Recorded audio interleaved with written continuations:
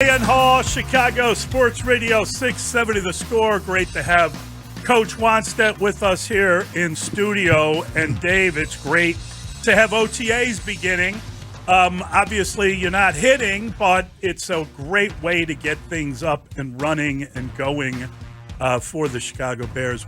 And the rest of the league. What do you want to get out of an OTA if you're Matt Eberflus? Well, I think what the Bears, are looking at, and I did an interview yesterday with Matt Eberflus for this 33rd team that I'm on, and we were talking a little bit off, and I think what they have done and what their goal was at this point was, number one, to create competition.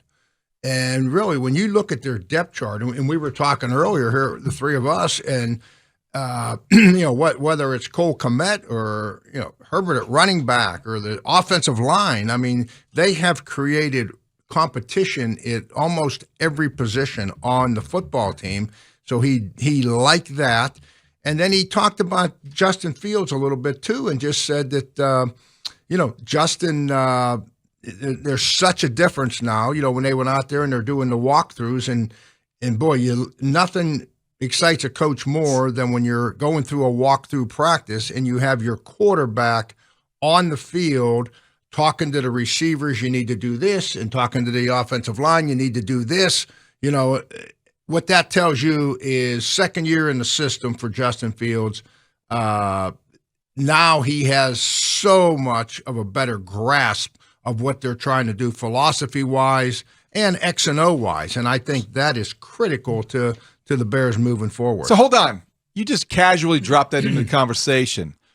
At the 33rdteam.com, you will have an interview later today with you and Matt Eberflus. How does that come about? And as one coach interviewing another, what are some how do you approach that, Dave? Because there's a way that coaches talk to each other, probably off the air, and then there's the way that you have to maybe, what are you looking for when you interview him on the air? Well, if I talk to a coach, and I'm a big fan of Coach Eberflus's, so number one, in fact, I'm going to get up there and watch him practice next week. I'm not sure what day yet, Tuesday or Wednesday, but I'm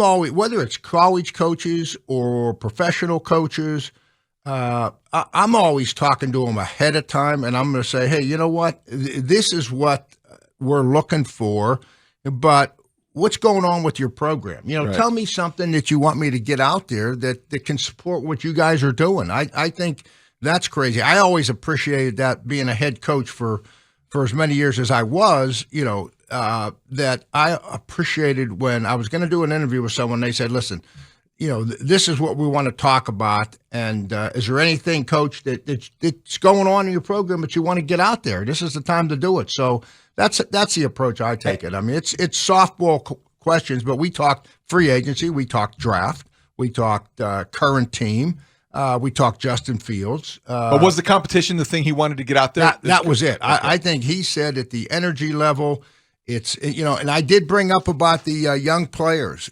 free agency. Right. I said the philosophy, and we all talked about it here, that age thing. They weren't signing any older veterans. It was all the 24, 25, 26 was almost their cutoff number. And he wanted this enthusiasm, the young energy enthusiasm. So I think they feel good about where they're sitting right now. And like we said, they can't do everything in one draft or one free agent period. They still have a little bit of money. I did ask him about, are they done in the free agent market? And he says, we're never done. Ryan Poles and our personnel people are looking all the time, and we have a little bit of money, but they do have guys that they want to sign long-term too. That's the trap here, that all of a sudden you get a good young football team, and, now you want to keep these guys, some of them, so that's the next bridge that I think they'll have to cross. Well, I mean, Dave, as you know, at some point they probably will need some veteran presence. They probably will be ready to win, and some of that comes with bringing in a guy with a little age on him for leadership in the locker room.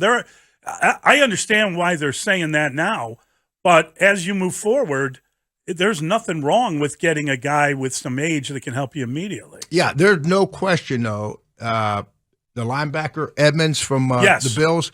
Tremaine Edmonds. Tremaine, he is the guy that I know that they want to build their defense around. They want him to kind of be the quarterback of the defense. Now, is he that type of leader? I have no idea, Mike, Molly, but I do know that. And, it'll be interesting to see Brisker. The wish list for any head coach is that with our young players, as they develop and take the next step, that they take that leadership role that you're looking for, that you don't have to go out and bring somebody in. Sometimes it works, sometimes it doesn't. That's the guy I think Jaquan Brisker can be on there this you go. team, That's given his name. role, given his – if he can stay on the field, I think that durability and that availability will lead to him having a greater leadership role in a secondary that will be the strength of your team, potentially, if everyone stays healthy. And let's face it, he's got Eddie Jackson alongside him. He's got cornerbacks that should be better and should be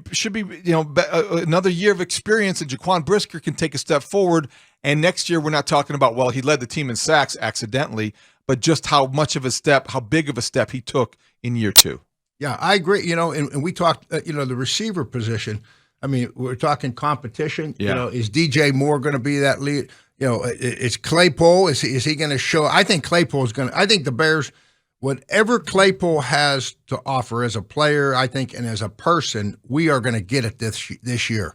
Because I think, with drafting one and Mooney coming back and DJ Moore is a free agent signing, I mean, I think that Claypool now looks around the room and says, it's now or never for me. So we'll get a good year out. We'll get a good year out of him. All right, Dave. So we'll come back from the break. We want to ask you about Ryan Pohl's commitment to Justin Fields. When you look at the improved receiving core, the improved offensive line, and investment in a tight end and in a couple of running backs, are those things that mark support for the quarterback, or are those things that mark positions that needed improving that you improve for whomever the quarterback is going to be? And other than playing time, what are they really investing in this player? And is it up to him now to be the guy that proves he needs to be here long term? How do you look at that? Just given the fact that they didn't draft the guy, how do you look at what they've done to try to help him improve for next year? Is it now or never for the quarterback as well? We'll ask Dave that question when we return. It's Mully Haugh, Chicago Sports Radio 670 The Score. Always fun to talk to Coach Wannstedt. And Dave, we set you up before the break. We talked about this idea that as much as the Bears are investing in Justin Fields, are they? I mean, aren't you fixing spots that need fixing? And if it helps the quarterback, that's wonderful.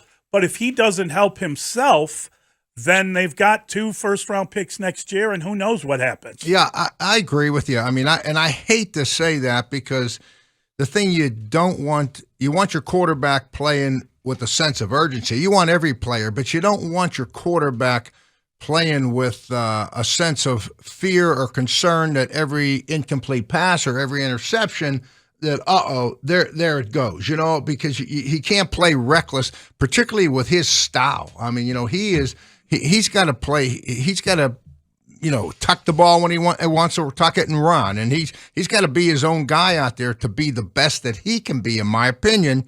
And you don't want him playing within the back of his mind, if I make the wrong decision and I run, I should have thrown. Or I throw and I should have run, that, this might be my job. I hope that doesn't happen.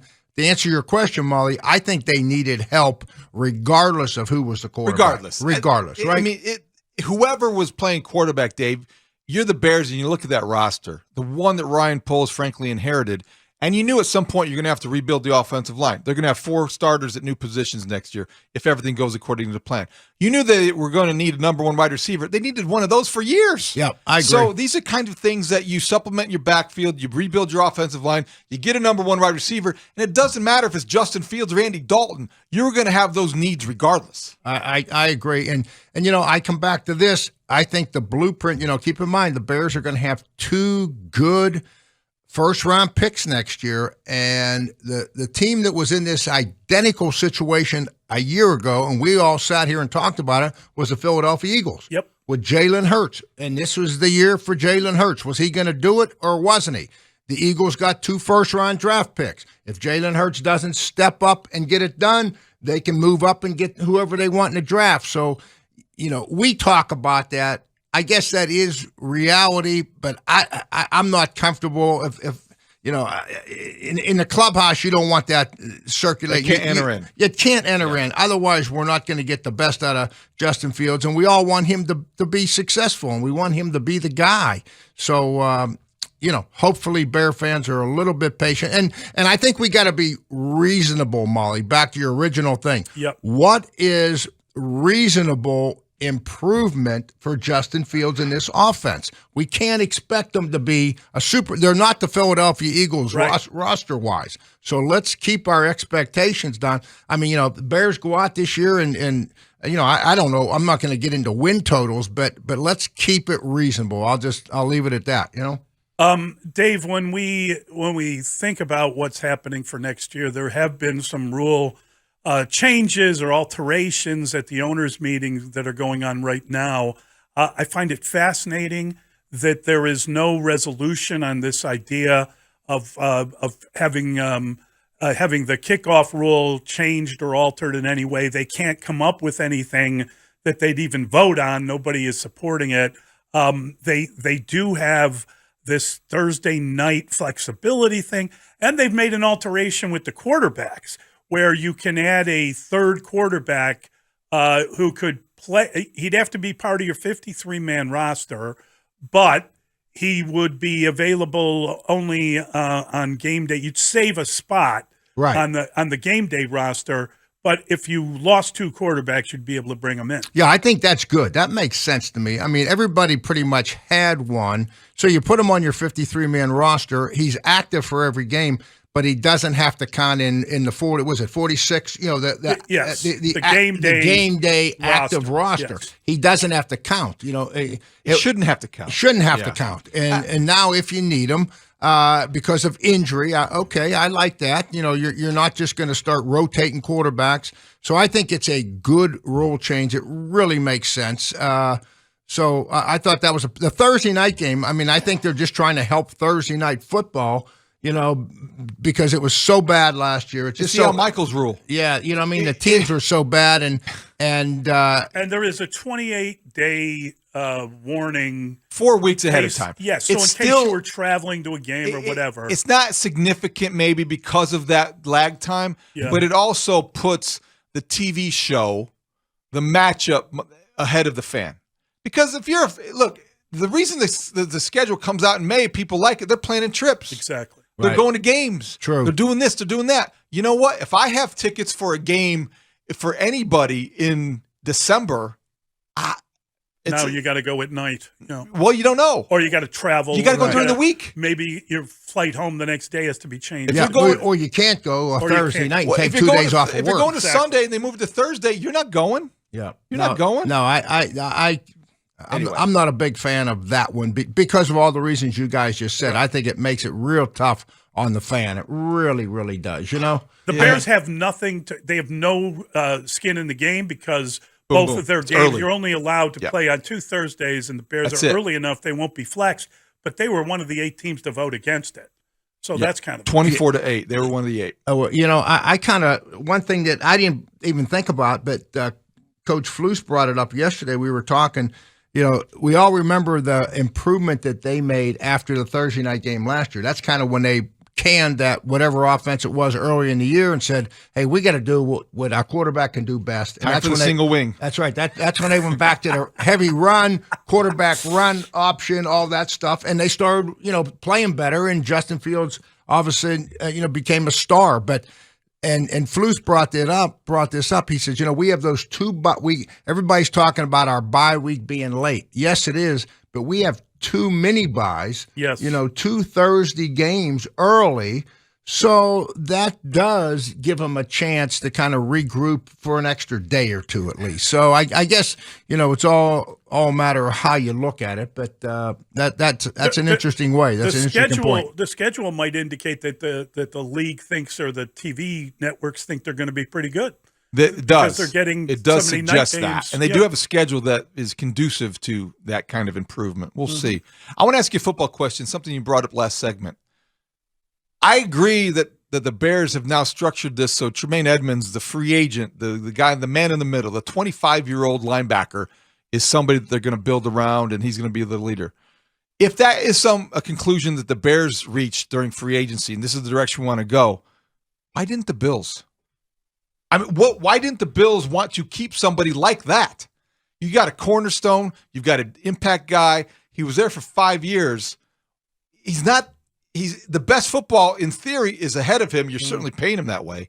Why did the Bills let him go? Well, I think it comes down to where do you want to put your money, and since going back to my early college days, we were going to put our money in a defensive line, not linebackers. I mean, so it's written, now some guys linebackers. So if that's the reason, I mean, I would see it a little bit differently, philosophy wise. But that's just from my experience that if we were going to pay, if we had X amount of dollars and we were going to spend big money on a defensive lineman or a safety or a linebacker, we're spending on a defensive lineman. Yeah, I'm a little surprised that they didn't spend more money on the defensive line, Dave. I was, we talked about it. I thought after free agency, well, that means they're going to draft an edge guy, right? And they didn't come out of the draft with an edge guy. And then when Ryan Poles was on the station, I think he told Dan and Lawrence that they were going to sign some. I had started watching it every day, thinking, right. They got a roster move. What is it? Who did they sign? Oh, they signed a draft pick. It was just shocking to me that, given how he talked about that possibly happening, and then you think, well, they did sign a lot of players that 6 players at the end of last year when everybody had made their cuts.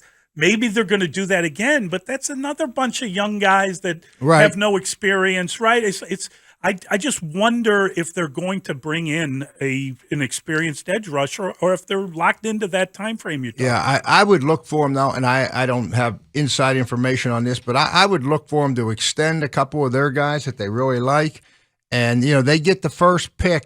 Personnel guys love that. Anybody that's cut, they're the first up on the waiver wire. Yeah.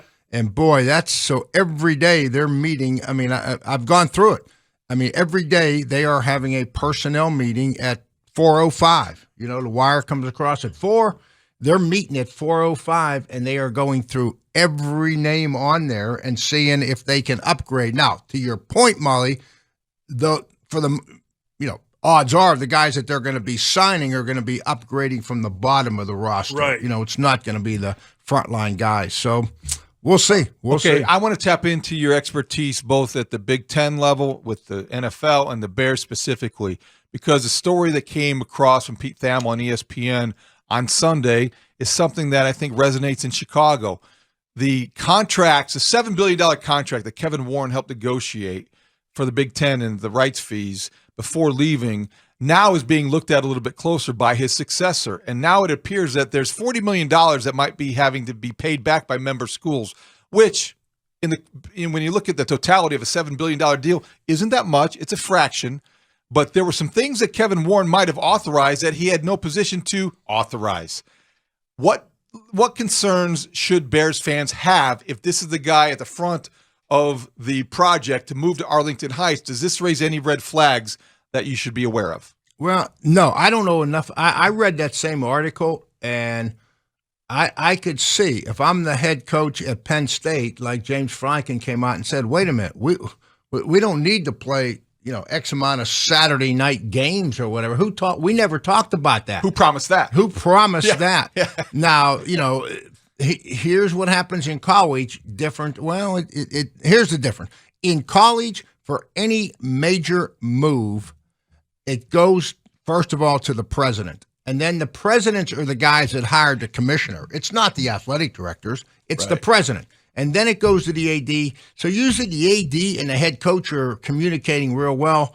These presidents, that's where if it went sideways or miscommunication, that's probably where it happened. I don't think it would have happened at the athletic director level. Now when you say how does that affect the Bears? Well, Kevin's reporting to one guy, George McCaskey. So it's up to George to stay on top of exactly what's happening there. Because I guarantee you, Ryan Poles has no interest right now in what's going on with the stadium. I mean, neither does Matt Eberflus. I mean, it's not a football issue; it's an organizational issue. Right, and the organization guy is George. Dave, when you go to practice next week, who do you want to see? I mean, obviously the answer is the quarterback, but when you look at a practice session, are there any positions that appeal to you? There's no hitting, so I'm sure it's a limited interest in the lines, maybe how they line them up. But what is it that you like to look at when you watch practice? The big picture, I'm always watching just the energy and the little things. I mean, are they? Is there a sense of urgency and a sense of discipline in your practice? And by discipline, I'm talking about balls on the ground, guys jumping off sides, guys pushing each other. That kind of stuff it wastes time on a practice field. And then I don't know. I'm just always partial to the linemen. I go down there and watch those guys, and I'm anxious really to see the defensive linemen that we drafted and the defensive linemen that we signed in free agency and see where they're at, because even though they're not going to be scrimmage or anything, you can get a pretty good feel of how guys move and their quickness and their reaction time in their hustle. They should be in shape though, right? They should be in shape because I would be. They have been part of this offseason program and they're there. It's not like the old days where you wonder what they're going to weigh in at when they report to these kind of camps or practices. Yes, there shouldn't be any surprises. Yeah. I mean, I had when we went out to. Did you go out with us out to Mesa for my first mini camp? Remember no, that? I wasn't at that one. We were getting ready for the draft, and I said to Michael, we didn't have a bubble here. We didn't have anything. And the bubble had collapsed or something. There was a big snowstorm. Right. So I remember saying, how am I going to look and meet the team before we draft and get into minicamp? So we decided that we were going to go out to Mesa, Arizona, and at Mesa Junior College, and we were going to stay like 2 days, and we were going to have practices for the extra minicamp, and I could evaluate the team.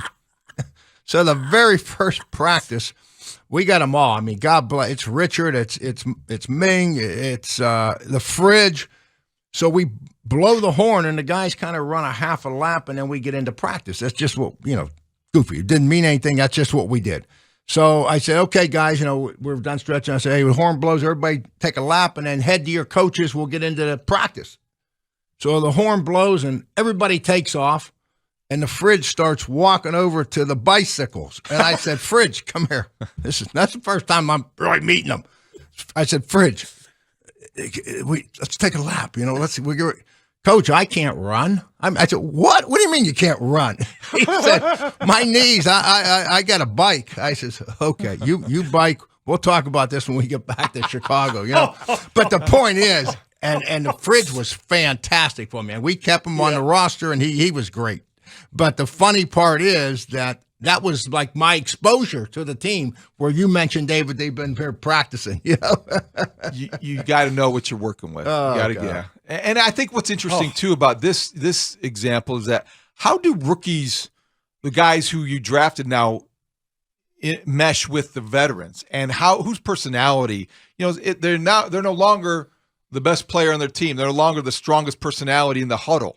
Yeah. How does that all come together? Well, I think it's interesting because, and I'll use the Bears, my first year here, when we brought in rookies and free agents, there was no question that Richard Dent and Steve McMichael and Van Horn was on that team, and Sean Gale. I mean, we had veteran guys that were going to run the ship. And Kevin Butler, there was not a problem. The interesting thing about the Bears today, a lot of these veterans, the way they're turning the roster over, and as young as they are, I think a lot of these guys are concerned about, hey, I can't the be. team, That's right. you know? Great point. I can't be worried about what Brisker's doing. I got to do what I got to do to make this team. Everybody's, whether you're a rookie or a veteran, for the most part, you're trying to establish your own identity on this team and get your feet in the, solidified your position. So I think it's completely different if you want to compare, with the Bears when I started as compared to now because of the youth of the team.